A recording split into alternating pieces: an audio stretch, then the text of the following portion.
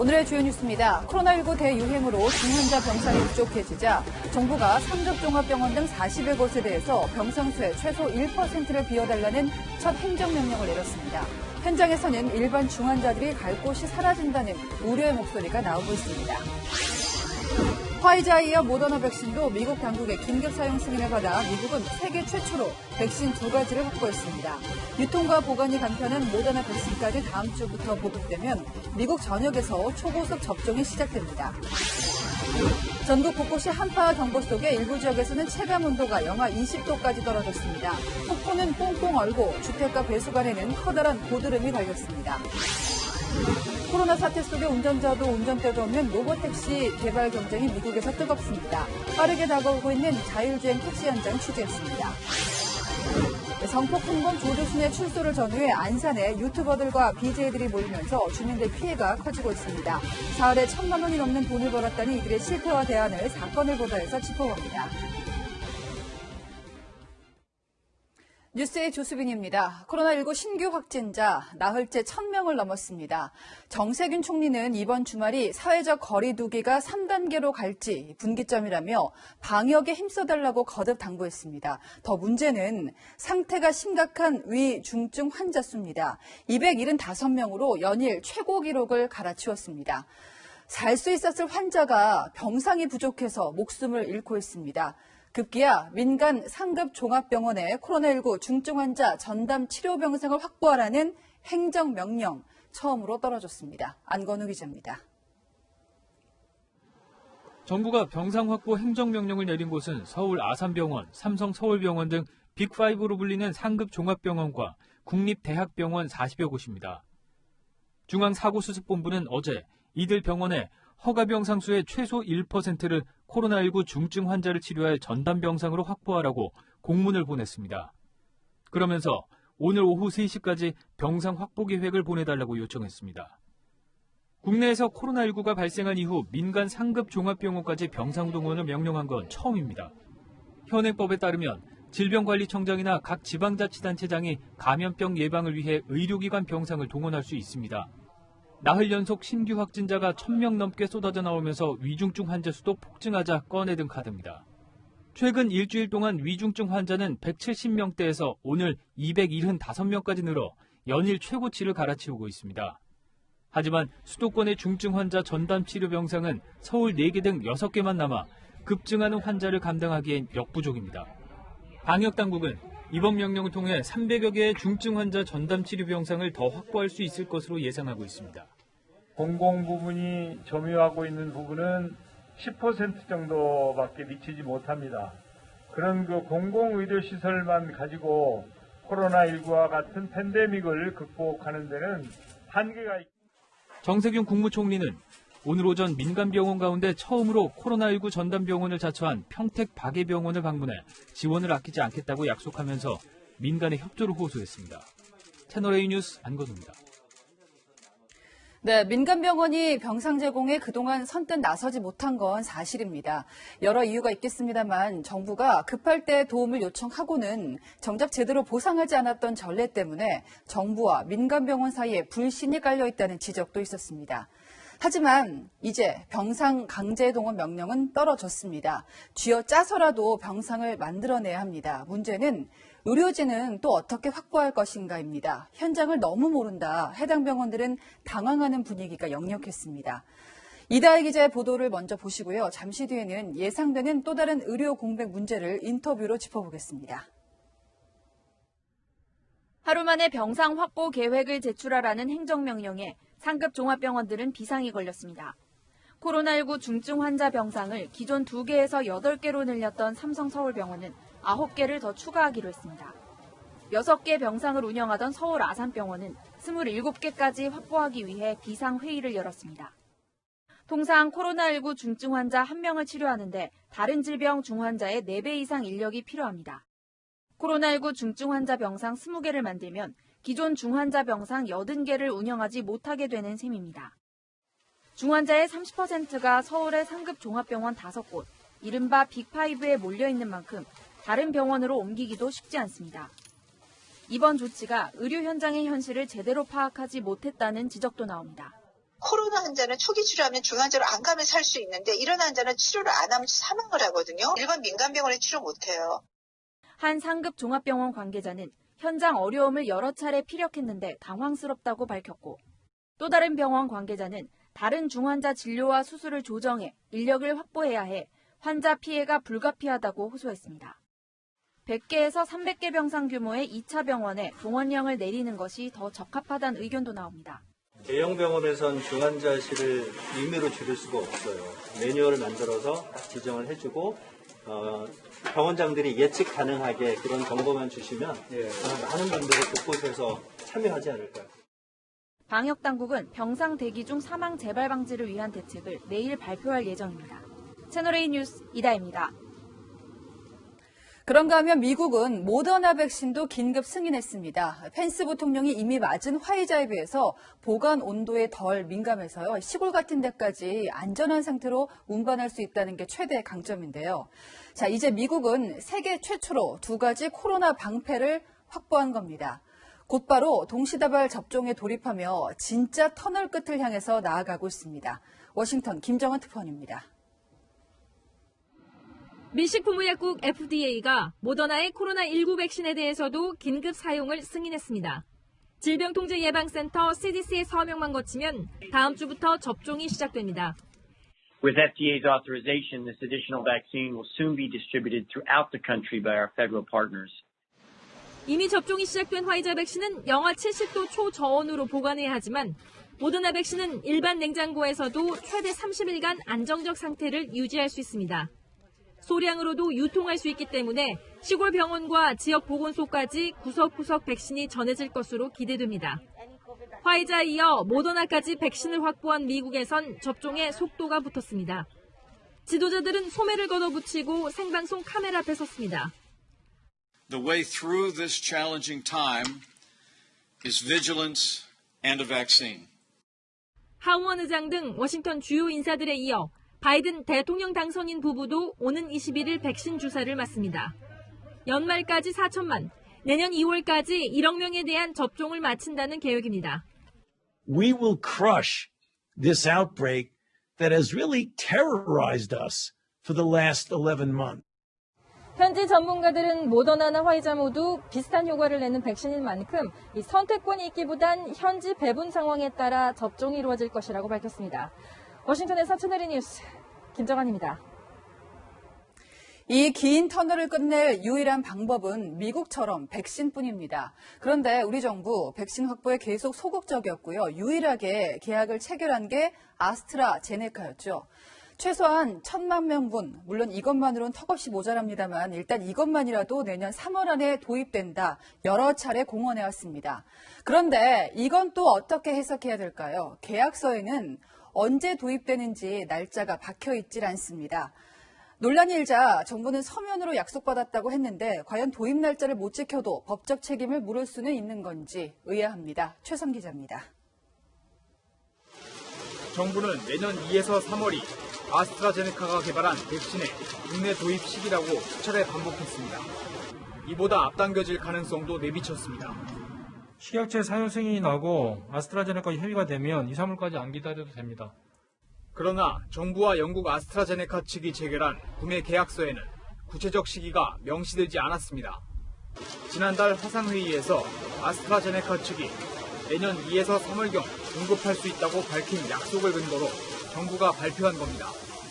도입이 빨라질 수도 있지만 물량 부족 등 업체 사정에 따라 늦어질 수 있다는 우려도 나옵니다.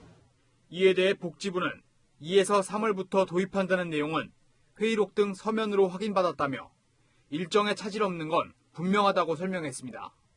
화이자 백신을 세계 최초로 승인했던 영국에선 오는 28일이나 29일 아스트라제네카 백신 사용이 승인될 수 있다는 현지 보도가 나왔습니다. 아스트라제네카 CEO는 내년 2월부터 브라질에서 접종이 시작될 것이라고 밝혔습니다. 하지만 임상시험 과정에서 예방 효과가 70%대에 그치고 접종량을 줄여야 더 효과가 있다는 중간 결과가 나와 미 FDA의 승인은 내년 중반이 될 거라는 관측도 제기됐습니다. 채널A 뉴스 최선입니다. 네, 이렇게 의료 대란이 심각해지면서 일반 응급 환자들이 제때 병원 진료를 받는 게 어렵습니다. 최근에 고열을 앓던 산모가 병원 밖을 떠돌다가 끝내 아이를 잃기도 했는데요. 9달 전에도 경산에서 제때 치료를 못 받고 허망하게 폐렴으로 사망했던 고 정유엽 군 사건이 있었습니다. 애가 타는 상황에 눈물이 난다. 지난 9개월 아무리 호소를 해도 바뀌지 않는 상황이 비통하다. 며칠 전 제가 받은 편지입니다. 이 편지를 보내신 유엽 군의 부모님이 지금 영상으로 연결되어 있습니다. 네, 아버님, 어머님 나와 계시죠? 네. 안녕하세요. 네. 유엽 군 사건 때 누차 예견됐던 부분들이 재현되고 있는데 많이 답답하실 것 같습니다. 유엽이 사망 후에 처음부터 현 의료 체계, 특히 일반 응급 환자에 대해서 대책과 보완을 굉장히 많이 강조해 왔었거든요. 예. 근데 충분히 돼 있는 시간적 여유가 있었는데도 코로나19 상황이 최악으로 지금 전개되는 게 너무 좀 안타깝습니다. 예. 그 한여름 무더위 속에서도 탄원서 서명 운동을 전개하기도 했고요. 예. 각종 토론회에 참여하기도 했는데 아직까지도 뭐 시원한 답은 해오는 데가 없어서 굉장히 좀 답답합니다. 말씀하시면 정말 굉장히 긴 9달이었습니다. 그 일반 응급 환자도 적절한 치료를 받을 수 있는 매뉴얼이 필요하다는 게 굉장히 상식적인 요구잖아요. 이 복지부 쪽도 반응이 전혀 없습니까? 아직 뭐 국가 기관을 통해서 공식적으로는 답변은 없었을 거예요. 복지부에서도 뭐 공식적으로 해답받은 건 없었는데 네. 또 대책이 꾸려져서 7월에 이제 경산시장 면담을 요구를 했었거든요. 네. 그래서 형식적으로 이제 사과를 받아내고, 형식적인 사과를 받았는데 그것이 이제 공식적인 어떤 사과는 정부에서 하기는 처음이었었어요. 지금까지 저는 받은 적도 없고. 예. 그래서 너무 이렇게 정부 쪽에서 이렇게 좀 무관심하지 않느냐. 외면하는 이 상황이 너무 좀 아프게 지금 나고 왔었거든요. 예. 지금 어머니께 한번 여쭤봐야겠습니다. 예, 어머님께서 정말 마음이 많이 아프실 텐데 내일이 마침 유엽 군 생일이라고 제가 들었습니다. 살아 있었다면은 이번에 수능을 봤을 텐데요. 그냥 아직도 유엽이라는 이름만 들어도 말문이 막혀요. 네. 그리고 수능 날에도 너무 마음이 아팠는데 그래도 주위에 사람들이 잊지 않고 유엽이한테 찹쌀떡이랑 초콜릿이랑 유엽이한테 갖다 주라고 시험 잘 치라고 그렇게 따뜻한 마음으로 많이 기억해 주시더라고요. 그래서 저희도 수능날 정말 고3 아이들처럼 유엽이한테 가서 시험 잘 치라고 그렇게 얘기도 하고 그냥 하루하루 그냥 무엇을 위해서 살아가는지는 모르겠지만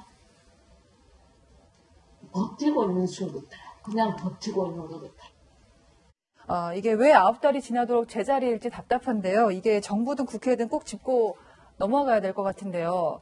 하시고 싶은 말씀 있으시죠? 네. 지금도 마찬가지지 않습니까? 열나면은 무조건 거부하고 그러나 그 일부 검사가 나올 때까지 결과가 나올 때까지 기다리려고 하는 이 자태가 응급 환자 같은 경우는 이게 해당이 안 되거든요. 그런 걸 구분 없이 무조건 일반적으로 이렇게 모든 사람들에게 이렇게 지침을 적용시킨다는 것 자체가 너무 투박하지 않느냐 저는 그렇게 보고 있습니다. 그리고 코로나로 인해서 이제 응급실, 대학병원 모든 것들이 너무 같이 이렇게 진료를 하다 보니까 정말 병원이 이렇게 운행이 될 수도 없는 상황인 것 같았어요. 그게 좀 안타깝고 빨리 이렇게 간염병원, 전담병원이 생겨야 된다고 생각합니다. 네, 내일이 유엽 군 생일인데요. 두 분께서 좀 마음 아프시지만은 잘 보내시길 바라고요. 무엇보다도 왜 유엽이의 상황이 이 9개월이 지난 지금도 재현되고 있는지 과연 누구의 책임인지 답답해지는 그런 말씀이었습니다. 네, 두 분 오늘 말씀 고맙습니다. 감사합니다.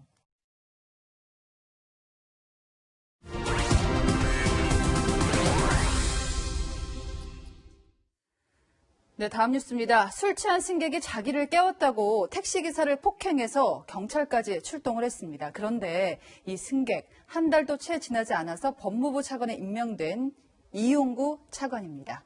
장하연 기자입니다. 경찰 112 상황실에 택시기사의 전화가 걸려온 건 지난달 7일 밤.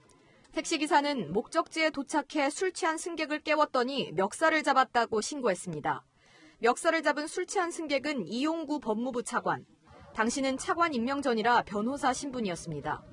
그런데 이튿날 택시기사가 다친 데가 없어 처벌을 원치 않는다고 진술했고 경찰은 그대로 사건을 내사 종결했습니다. 논란이 된 건 경찰의 법 적용 논리입니다. 현행 특정범죄가중처벌법은 운행 중인 차량 운전자를 폭행하면 피해자의 의사와 상관없이 무겁게 처벌하도록 정해놨습니다. 경찰은 당시 택시가 정차하고 있어 운행 중이 아니었다고 설명했지만 특가법은 승하차를 위한 일시 정차도 운행 중이라고 명시하고 있습니다. 승객 하차시키는 과정에서 승객이 운전자 폭행하면 특가법상 운전자 폭행에 성립하는 게 맞고요. 이달 초 헌법재판소도 승하차 목적의 정차 중 택시기사 폭행은 특가법을 적용하는 게 맞다고 판결했습니다. 판사 출신으로 법무부 법무실장을 지낸 이 차관 사건 종결 과정에 논란이 제기되는 이유입니다. 채널A는 이 차관에게 여러 차례 연락했지만 입장을 듣지 못했습니다. 법무부는 해당 사건은 차관으로 임명되기 전 일로 사건 처리는 정상적이었다고 밝혔습니다. 채널A 뉴스 장하연입니다. 네, 추미애 법무부 장관이 대통령에게 물러나겠다는 뜻을 밝힌 지 사흘이 넘었지만 아무것도 정해진 게 없는데 검찰 고위관보 인사가 한 달도 채 안 남았습니다. 다시 말해서 추 장관이 사의를 표하고도 마지막까지 인사권을 행사하는 의아한 상황이 연출될 수 있다는 겁니다. 정현우 기자입니다. 법무부는 그제 검찰 인사위원회를 열고 내년 2월 1일자로 평검사 인사발령을 내기로 결정했습니다. 발령일 열흘 전에 공고하라고 한 검사 인사 규정 등에 따르면 평검사 인사는 다음 달 20일, 검사장과 중간간부 인사는 다음 달 초중순쯤 공고할 걸로 예상됩니다. 이번 인사권을 누가 행사할지도 관심이 모아집니다. 추미애 장관은 사흘 전 윤석열 검찰총장 징계와 관련해 대통령을 만난 자리에서 사의를 밝힌 상황. 개각 시점이 변수지만 검사 인사권을 추 장관이 행사할 가능성도 있습니다. 검찰 안팎에선 추 장관이 검찰 고위급 간부들에 대한 큰 폭의 인사를 할 거라는 예상이 나옵니다. 추 장관에게 윤석열 총장 징계 청구 철회를 요청했던 조남관 대검 차장, 징계위원회 의결에서 기권표를 던진 신성식 대검 반부패 강력부장 등이 교체 대상이 될 수 있다는 관측도 나옵니다. 추 장관 사표 수리 시점은 윤 총장의 징계 효력정지 가처분 신청에 대해 법원 결론이 나온 뒤가 될 가능성이 높습니다. 법원이 정한 신문기일은 사흘 뒤인 22일입니다. 개각을 연내에 해도 신임 장관 내정자의 인사청문 절차와 임명까진 시간이 걸립니다. 추 장관의 사퇴 시점이 늦어질수록 검찰 인사에 관여할 수 있는 시간은 늘어납니다. 이렇게 되면 후임 장관의 인사권을 침해했다는 논란이 일 걸로 예상됩니다. 채널A 뉴스 정현우입니다. 현 정부는 대선 공약에서 자사고 폐지도 내걸었습니다. 그 뒤로 자사고 지위 박탈 결정이 난 학교가 줄을 이었는데 그중 하나인 부산 해운대 고등학교가 소송에서 이겼습니다. 고교 평준화 정책에 일단 브레이크가 걸리게 됐지만 2025년까지 일괄 폐지하겠다는 게 확고한 방침이죠. 교육부는 이미 재지정 평가조차 하지 않은 상황. 소송으로 교육 정책 방향 자체가 바뀔지는 미지수입니다. 이지영 기자입니다. 지난해 재지정 평가에서 떨어져 자율형사립고 지위를 잃은 부산 해운대고 자사고 지정 취소가 부당하다며 낸 소송에서 이겼습니다. 법원이 교육당국의 평가 기준 변경과 적용 방식을 문제 삼은 학교 측 손을 들어준 겁니다. 재판부는 평가 지표가 학교에 불리하게 변경되거나 소급 적용되지 않았다면 해운대고가 변경 전 커트라인을 충족했을 것이라고 밝혔습니다. 교육당국의 평가 이후 자사고 지위를 잃은 서울 지역 8개 고교들의 소송 결과에도 영향이 적지 않을 전망입니다. 서울에 있는 그 자사고들도 당연히 같은 법리를 적용시켜서 부산 행들은 같은 그런 판결이 날 걸로 기대가 되고 있습니다. 정부는 고교 서열화를 해소한다며 자사고 재지정 평가 기준을 대폭 강화했습니다.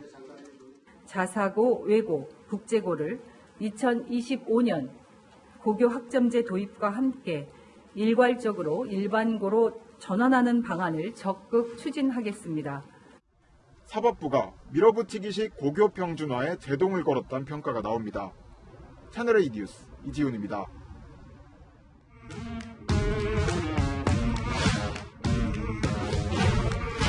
네, 열악야락 이민찬 기자와 함께하겠습니다. 첫 번째 주제는요. 네, 협약이라는 게 보통 공개적으로 하잖아요. 그렇죠. 근데 비공개 협약이 있다고요? 변창흠 국토부 장관 후보자 얘긴데요. 네. SH 사장 시절에 한 태양광 업체와 비공개로 업무 협약을 맺어서 논란이 되고 있습니다. 지금 변 후보자가 과거 발언 때문에 곤혹을 치르고 있잖아요. 그렇죠. 네, 새로운 의혹이 제기됐습니다. 임대 아파트에 그런데 태양광 발전소를 설치할 법하잖아요. 굳이 뭐 비공개로 할 이유가 있을까요? 그래서 논란이 되고 있는데요. SH는 업무 협약을 맺으면 홈페이지에 공개하는데 이 협약식은 공개하지 않은 겁니다. 국민의힘이 입수한 사진인데요. 지난 2015년 12월 변창흠 당시 사장과 악수하는 사람 예. 허인회 전 녹색드림 이사장입니다. 녹색드림이 뭐 태양광 협동조합 같은 거죠? 예. 예. 허 전 이사장은 운동권 출신의 친여 인사로 해당 회사는 협약식 전까지 태양광 보급 실적이 없었는데요. 없었다. 국민의힘은 변 사장이 협약식을 맺어 첫 실적을 만들 수 네. 있게 도와준 것 아니냐 이런 의혹을 제기하고 있습니다. 비슷하게 인맥을 챙겼다는 의혹인데요. SH 고위직에 대학원 동문들을 채용했다 이런 논란도 있어요. 변 후보자가 재임 기간 채용한 1급 고위직 인사가 9명인데요. 이 가운데 4명이 변 후보자와 같은 서울대 환경대학원 출신으로 드러났습니다. 지난 2017년 국정감사 때 논란이 된 바 있습니다. 자, 우리 변창흠 시장 사장 취임하시고 내부로부터 1급 직원 몇 명 영입했습니까? 총 9명. 9명 했죠. 역대 SH공사 사장들이 외부에서 이렇게 1급 최고 간부를 영입한 적 있습니까? 없습니까? 없습니다. 대학 공무원 내지 또 학교 제자들을 동원해가지고 이렇게 박 시장 라인을 만든 그런 장본인 아닙니까? 그 분야의 전문가를 모신 거지. 외부 인재를 영입해 조직 역량을 강화하는데 반대할 사람은 없겠지만 인재풀이 한 곳에 집중된다면 의혹이 생길 수 있겠죠. 네. 당장 국민의힘에선 변 후보자 지명을 철회하라는 공세를 펼치고 있습니다. 오늘 제기된 의혹에 대해 변 후보자 측 입장을 드리려 했지만 답을 하지 않았습니다. 네. 답이 궁금합니다. 다음 주제 보겠습니다. 자, 미어도 다시 한번 추미애 장관이 사의를 표했는데 재신임해달라는 그 목소리가 나온다고요? 청와대 국민청와대 해당 글이 올랐습니다. 지난 17일 게시된 지 이틀 만에 26만 명 이상의 동의를 얻었는데요. 예. 청원인은 검찰개혁과 조국대전의 작가라고 소개했습니다. 예. 청원 내용은 검찰이 개혁에 계속 저항하려 하는데 추 장관이 지금 나가면 안 된다는 겁니다. 그런데 지금 그 여권의 분위기하고는 조금 차이가 있는 것 맞습니다. 같아요. 여권에서는 좀 사퇴 쪽으로 내다보는 게 대세 아닌가요, 지금? 여권에선 사의를 만류하기보단 예. 명예로운 퇴진에 무게를 뒀습니다. 검찰 개혁에 대해서 강력하게 추진해 주셨는데 결단에 대해서 경의를 표합니다. 검찰도 새롭게 출발한 계기가 되기를 바랍니다. 민주당에선 추미애 윤석열 갈등이 대통령의 부담이 된 만큼 새롭게 시작해야 한다는 목소리가 많은데요. 내년 4월 보궐선거까지 관련 논란이 지속되어선 안 된다는 우려로 보입니다. 그리고 이 청원을 이렇게 해석해야 될 것 같아요. 여권 지지자들은 검찰개혁을 내세웠잖아요, 추 장관이. 네. 그러다 보니까 여권의 확실한 지지세는 얻었다, 이렇게 볼 수 있겠네요. 맞습니다. 예. 네, 그러다 보니 추 장관이 윤석열 때리기를 통해 자신의 정치적 존재감을 부각시켰다는 평가도 나옵니다. 이 같은 지지세를 바탕으로 서울시장, 국무총리 등으로 다시 정치권의 전면에 나설 것으로 전망이 나오기도 하는데요. 네. 같은 상황에서 여권과 지지자들의 생각이 엇갈리는 이 상황. 그래서 오늘의 열왕야랑은 동상이몽으로 정해봤습니다. 네, 지금까지 열왕야랑이었습니다. 네, 폭포가 꽁꽁 얼 정도면 말 다 했습니다. 체감온도가 영하 20도까지 떨어진 오늘 하루. 코로나도 코로나지만 감기 조심하십시오. 홍진우 기자입니다. 시간이 멈춘 듯 높이 18m짜리 폭포가 그대로 얼어붙었고 계곡의 물길도 거대한 얼음 언덕으로 변해버렸습니다. 작년보다는 빨리 얼었어요. 보통은 저희가 한 12월 말경이나 그 정도쯤 얼게 되는데 올해는 한파가 일찍 와서 그러는지 훨씬 더 빨리 얼게 된 것 같아요. 동장군의 기세가 만들어낸 비경에 사람들은 눈길을 뗄 수 없습니다. 작년에는 날씨가 포근해서 이렇게까지 오지 않았는데 올해가 확실히 좀 추운 것 같네요. 그래가지고 지금 보니까 깡깡 얼어가지고 너무 아름다운 것 같아요. 주택가 배수관에는 길이 5m짜리 고드름이 주렁주렁 매달렸습니다. 주말 내내 강추위가 온다는 소식에 주민들은 수도관 동파 방지로 분주합니다. 이 속에 또 하나 있어. 이 정도면 안 알지. 농민들도 땅이 꽁꽁 얼기 전에 밭가리를 서두르고 하우스도 비닐도 두 겹으로 설치했습니다. 겨울에 찬바람 겨울이 내려가기에 대비해서 작물이 싹이 잘 나고 냉해를 덜 익기 위해서 두 겹으로 하는 겁니다. 한파특보가 내려진 오늘 중부 지방은 강풍까지 불면서 체감 온도가 영하 20도까지 떨어졌고 평창 봉평면은 실제 수은주가 영하 20.9도로 최저 기온을 기록하기도 했습니다. 매서운 추위는 모레까지 이어지다가 월요일 낮부터 풀릴 것으로 전망됩니다. 채널A 뉴스 홍진우입니다. 코로나 확진자와 모르고 같은 고사실에서 시험을 보게 되면 모든 수험생을 0점 처리하겠다. 이런 방침이 있다면 누가 납득을 할까요? 법무부가 이런 안내를 변호사 시험 응시생들에게 실제로 했습니다. 채널A가 취재를 했더니 처음에는 가짜뉴스라고 했다가 다시 해명을 바꿨습니다. 그 해명도 썩 명쾌하지가 않고 응시생들은 혼란에 빠졌습니다. 서채리 기자입니다. 다음 달 5일부터 실시되는 제10회 변호사 시험 응시생은 3,500여 명. 꼬박 닷새 동안 시험을 치러야 합니다. 그런데 시험 기간 중 코로나 확진자가 나올 경우 같은 고사실의 응시생은 모두 불합격 처리된다는 안내가 논란이 되고 있습니다. 시험 기간 중에 코로나 걸린 사람이 나오거나 그러면 그날 이후로는 시험을 응시를 못하는 거죠? 네, 맞습니다. 그 사람이랑 같은 교실에 있던 사람들은 어떻게 되나요? 방역 당국에서 자가격리나 확진 판정을 내린다면 시험에 응시하실 수 없습니다. 같은 교실에 있던 사람들도 다요? 다 그렇게 내린다면 다 볼 수 없게 되겠죠. 수험생들은 억울함을 호소합니다. 너무 황당하죠. 자기 탓인지 누구 탓인지도 알 수 없는 상황에서 자동으로 불합격 처리가 된다고 하니까.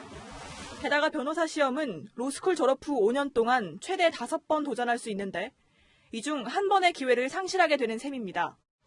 해당 논란에 대해 채널A의 취재가 시작되자 법무부가 해명했습니다.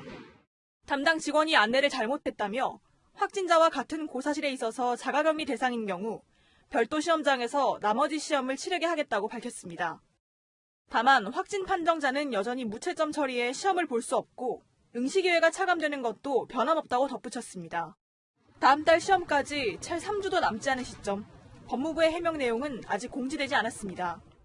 응시생들은 불안한 마음으로 시험을 치를 수밖에 없습니다. 채널A 뉴스 서철입니다.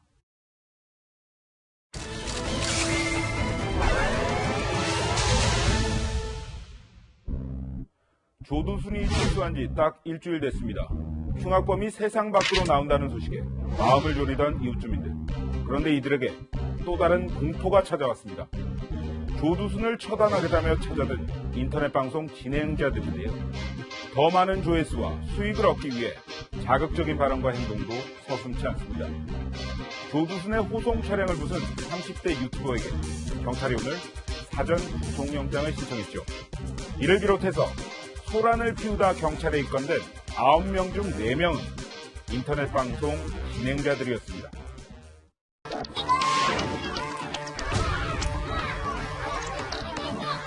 저희들이 회사를 다 수밖에 없어요. 주변에 주민들이 민원이 너무 많아요.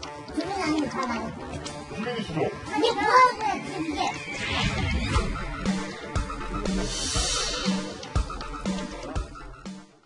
네, 집 앞에서 인터넷 방송을 해서 돈을 엄청 벌었다 이렇게 자랑한 사람도 있었죠? 네, 그렇습니다. 조두순의 출소 날인 지난 12일부터 사흘간 안산집 주변에서 현장 상황을 중계한 인터넷 방송 진행자인데요. 예. 3일 동안에만 1,700만 원을 벌었다고 예. 주장을 했습니다.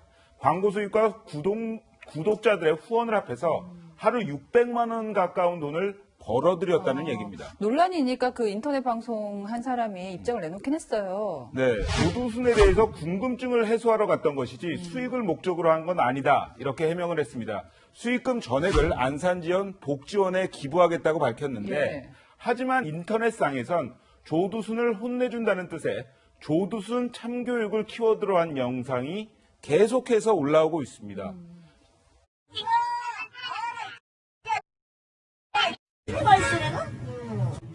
안 죽인 죄가 저기야 왜 나와? 네, 피해를 입는 건 결국 주민들입니다. 네, 그렇죠. 일주일 사이에 경찰에 접수된 민원만 130건이 넘는데 더 큰 문제는 이들이 찍어 올린 영상에 사건과는 전혀 상관이 없는 주민들의 모습이 여과 없이 노출됐다는 겁니다. 네, 이렇게 무분별한 인터넷 방송에 대해서는 계속 문제 제기가 있었는데 국민청원도 올라왔다고요? 네, 맞습니다. 한 식당 주인이 인터넷 방송 진행자가 올린 허위 영상 하나 때문에 식당 문까지 닫게 됐다면서 청와대 국민청원을 올렸습니다. 65만 명의 구독자를 보유한 이 유명 진행자가 무한리필 간장 게장집에서 음식을 재사용했다고 의혹을 제기한 건데요. 리필해준 게장에서 밥알이 발견됐다고 주장을 했습니다. 그런데 식당 CCTV를 확인을 해보니까 문제가 된 밥알, 본인이 먹던 것이었습니다. 정확한 팩트를 가지고 영상을 풀어나가고 이야기를 했어야 되는데 제 파급력을 생각하지 못한 무지함에 진심으로 죄송합니다. 네, 저렇게 사과를 하긴 했습니다. 하지만 영업 중단에 따른 피해에 대해선 일체 언급하지 않았다는 게 식당 주인의 주장입니다. 누군가한테 인생이 달린 문제잖아요. 처벌할 방법은 없습니까? 네, 있습니다. 현행법상에서는 인터넷상에서 허위 사실로 다른 사람의 명예를 훼손할 경우에 7년 이하의 징역 또는 5천만 원 이하의 벌금에 처하도록 돼 있습니다. 하지만 대부분이 벌금형이고 그 금액도 많지가 않은 게 현실입니다. 벌금을 내더라도 인지도를 높여서 더 많은 광고 수익을 벌려고 하는 것. 그렇죠. 이렇게 생각할 수 있는데 그래서 일각에서는 금전적 피해를 입힐 경우에 피해액의 3배에서 5배를 배상하는 징벌적 손해배상 제도를 도입해야 한다는 주장이 나옵니다. 또 문제가 된 진행자들의 채널을 영구 삭제하는 것을 비롯해서 좀 더 강력한 법안이 마련돼야 한다는 목소리도 높아지고 있습니다. 네, 사건을 보다 최석호 기자였습니다. 네, 사람과 접촉하기를 꺼리는 시대는 자율주행 택시 시대도 앞당기고 있습니다. 우리가 지금까지 생각했던 자동차와는 생긴 것부터 딴판인데요. 미국 윤수민 특파원이 미리 보여드리겠습니다. 휴대전화 앱으로 택시를 호출했더니 운전자도 핸들도 없는 로봇 택시가 도착합니다. 승객 2명씩 마주보고 앉을 수 있어 마치 작은 기차 같습니다. 앞뒤 똑같은 쌍둥이 얼굴의 독특한 설계로 전진과 후진 개념이 없습니다. 차량 4귀퉁이에 카메라와 레이더를 설치해 사각지대를 줄였습니다. 한 번 충전으로 최장 16시간 운행이 가능합니다. The vehicle's designed to operate up to 75 miles an hour, which means that it's highway capable. And it can do that in either direction, being fully bidirectional. And that's been proven out on private test tracks. 아마존의 죽스는 이르면 내후년부터 근거리 배달에 활용될 계획입니다. 미니밴을 개조해 만든 구글의 자율주행 택시 웨이모입니다. 신호등을 인식하고 과속 방지턱 앞에 선 속도를 줄이는 등 상당한 기술력을 확보하고 있습니다. 미국에서 로봇택시 상용화에 성공한 것은 구글 웨이모가 유일합니다. 실리콘밸리와 피닉스 일대에서 600여 대가 운행 중입니다. 운전자가 없는 택시지만 코로나19 예방을 위해 투명 가림막도 설치됐습니다.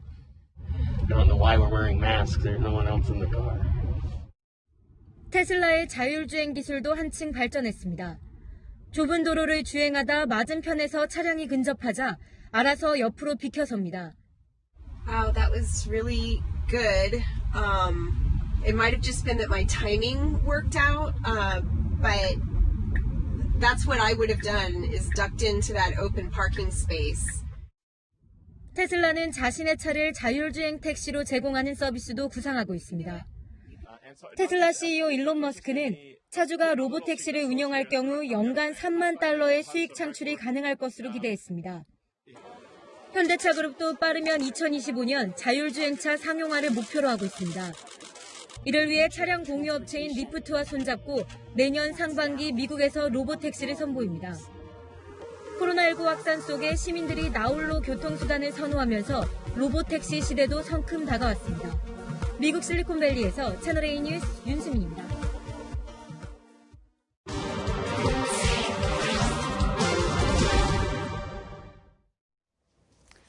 네, 연말에 택배 물량이 쏟아질 텐데 종이 상자가 부족합니다. 골판지가 금판지 됐다는 볼멘 소리가 나올 정도입니다. 왜 그런지 경제를 보다 황규락 기자가 취재했습니다. 크리스마스를 앞두고 쇼핑 성수기가 오면서 택배 물량이 급증하고 있습니다. 그래서일까요? 요즘 우체국에서 택배 박스 구하기가 어렵다고 하는데요. 정말 택배 물량이 급증해서인지 한번 알아보겠습니다. 서울의 우체국 10곳을 돌아보니 그중 절반이 큰 박스를 구매하기 힘들다고 답합니다. 안 돼요. 저희 팔 수 있는 것은 하나 두 개밖에 없어요. 저희 박스가 없어가지고 수급이 잘 안 돼서 오늘 들어오면은 드릴 수 있는데 지금 오늘 안 들어올 것 같아가지고.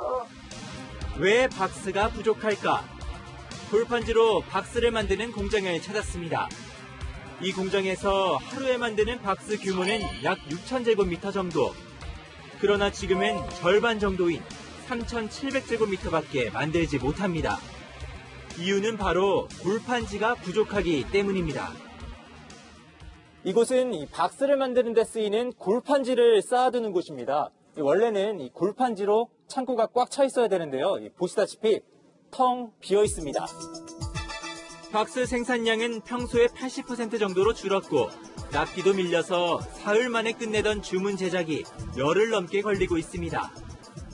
골판지 상자 가수요까지 발생이 되면서 공급난이 심화되고 현재는 한 30% 정도 이렇게 수요 대비 부족한 실정에 있는 상황입니다.